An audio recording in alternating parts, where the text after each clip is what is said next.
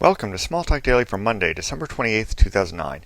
This morning I'd like to take a look at subsystems and how they control the way your system starts up, and we'll create a small example to demonstrate this. I've got a class called MySystem. It is subclassed off of core.subsystem, and the important methods to keep in mind when you create a new subsystem class are prerequisite systems, meaning in the chain of starting up, at what point in that startup should this one fire.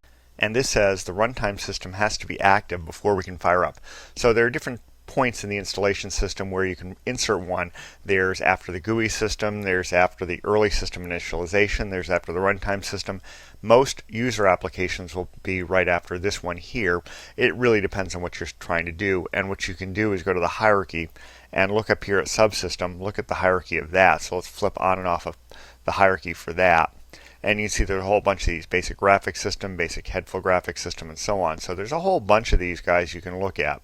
Let's go back to ours for a moment though. So I've set up my prerequisite, and then there's a method called setup. And in this method, this is where you fire off whatever code you want. And it can of course call other methods and do other things.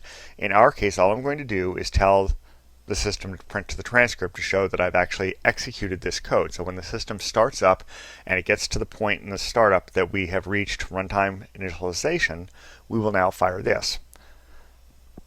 So let's go ahead and quit the browser, and what I'm going to do is save this image as a different name because I need to save the image before this is going to take effect. So I'll call this Team 2 since I'm starting from Team.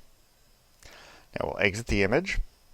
And then off screen, I'm going to go to a command line and just start my image up. And once it starts up, you'll see right here, subsystem fired.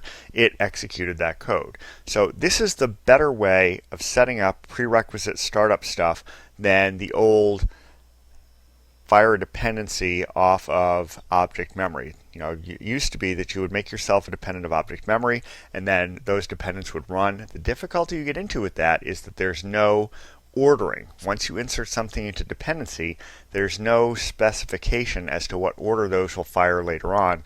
With this, you get a nice definable way of specifying order, because you could define one subsystem to be after runtime initialization. You could then set up a second subsystem that's a prerequisite off the one you created, and then you know exactly what chain they're going to go in, at what order they're going to fire, and you can make sure that things happen when and how you want them, instead of relying on object memory's dependence to fire in a way that works.